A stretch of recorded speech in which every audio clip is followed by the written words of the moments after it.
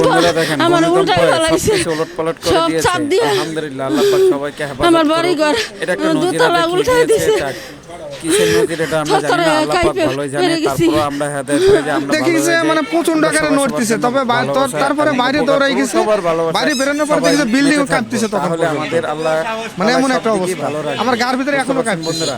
না, সবাই এই এইভাবে চেষ্টা এতটা আমি করবেন, কখনো সবাইকে দেখি না, ভালো এই প্রথম। থাকার জন্য। আমি হচ্ছে একজন সংবাদকর্মী, সকালবেলায় সংবাদের কাজে বের হয়েছি, তো বাসা থেকে নাস্তা করে আসি নাই। তো এখানে যে গাজীপুরের মণিপুর এলাকায় এখানে এসে একটা ছোট দোকানে নাস্তা করতেছিলাম, রুটি কলা খাচ্ছিলাম।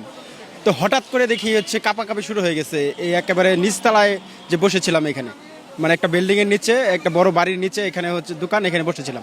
হঠাৎ করে কাঁপাকাঁপি শুরু হয়ে গেল। তো আমি হচ্ছে নাস্তা খাওয়া রেখে একদম দৌড় দিয়ে রাস্তায় বের হয়ে গেছি।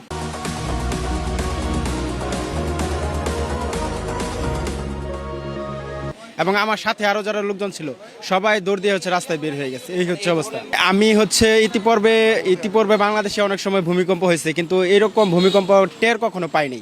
এটা মনে হলো যে আমার জীবনে আমি প্রথম এরকম একটা ভূমিকম্পের সাক্ষী হলাম, যেটা একদম চারদিক কেঁপে উঠলো। এই ধরনের একটা অনুভূতি মনে হয়েছে আর কি।